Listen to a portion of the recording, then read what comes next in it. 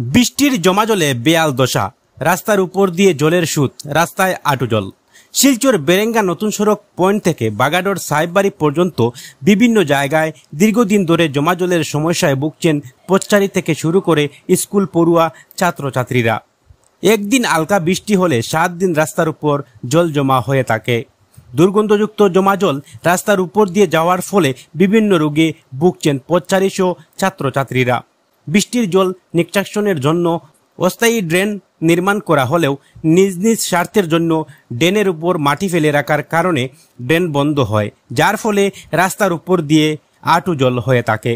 পথচারীদের চলাচল বিরাট অসুবিধার সম্মুখীন হতে হচ্ছে।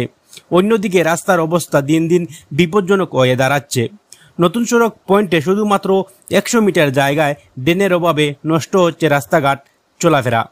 এই সামান্য সমস্যা সমাধান করে দেওয়ার জন্য স্থানীয় সমাজসেবী তথা রাজনীতিবিদ সকলের দৃষ্টি আকর্ষণ রইল যে এই জমা জলের নিষ্কাশন যে কোনোভাবে পদক্ষেপ নিয়ে সমস্যা সমাধান করে স্থানীয় পথচারীদের ও ছাত্রছাত্রীদের চলাচলের ব্যবস্থা করে দেওয়ার জন্য।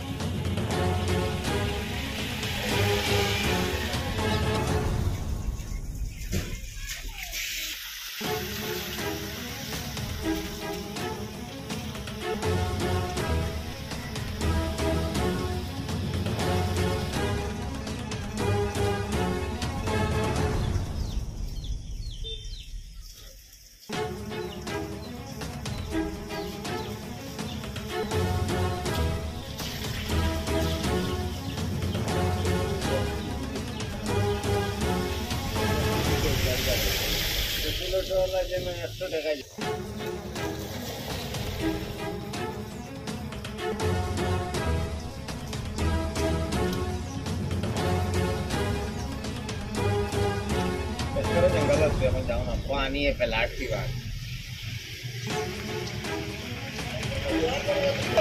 करो ना खाली बोलो मन की बात हो नदी लोग आपको करेंगे ये पता करो मुझे कंप्लेंट करो ना दोनों को रिया हो